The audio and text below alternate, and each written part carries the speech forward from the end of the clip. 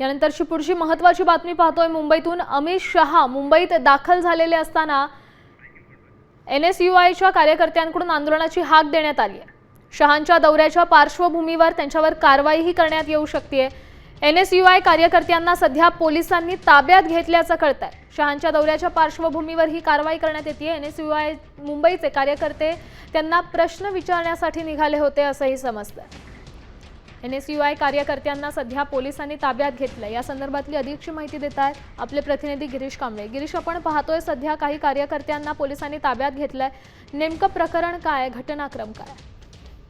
केंद्रीय गृहमंत्री तथा सहकार मंत्री अमित शहा हे मुंबई दौऱ्यावर आहेत आणि याचवेळी NSI कडून आंदोलनाची हाक देण्यात आलेली आहे। कारण जे दिल्लीत विद्यार्थ्यांनी आंदोलन केलेलं होतं त्या आंदोलनाचं विद्यार्थ्यांवर लाठीचार्ज करण्यात आला होता, पेलेट गनचा वापर करण्यात आला होता आणि या विरोधात प्रश्न विचारण्यासाठी NSIचे जे कार्यकर्ते आहेत ते सर्व अमित शहांच्या कार्यक्रमाच्या दिशेने येत होते। त्याचवेळी मुंबई पोलिसांनी आहे ते सकाळीच मुंबईचं NSI मुंबईच्या सर्व कार्यकर्त्यांना ते ताब्यात घेतलेले आहे। सोबतच NSI मुंबईचे जे अध्यक्ष प्रद्युम्न यादव आहेत यांना तर त्यांच्या घरातूनच ताब्यात घेण्यात आलेलं आहे।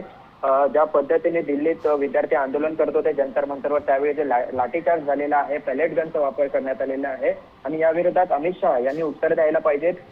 त्यांना पेलेट गन वापरण्यासाठी परवानगी कोणी दिली याबाबतची उत्तरही अमित शहा यांनी दिली पाहिजेत आणि त्यासाठीच आज जे NSI मुंबईकडून हे आंदोलन करण्यात आलं। तर काँग्रेसची विद्यार्थी संघटना आहे आणि आता देशभरात खरं तर काँग्रेस आक्रमक झालेला आहे आणि आज जेव्हा अमित शहा मुंबईत आहेत त्यांचे काही कार्यक्रम आहेत त्या कार्यक्रमाला अमित शहा काल मुंबईत दाखल झालेत आणि त्यामुळे आज त्यांच्या विरोधात आता आंदोलन केलं जाणार होतं। मात्र आंदोलनापूर्वी पोलिसांनी आहे ते NSIच्या कार्यकर्त्यांना ताब्यात घेतलेलं आहे।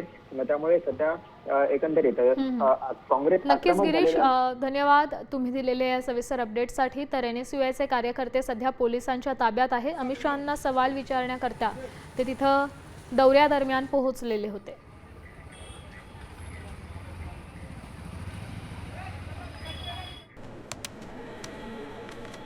मी खात्रीशीर न्यूजसाठी फक्त साम TV बघते, कारण तिथल्या बातम्या रिलेट करतात।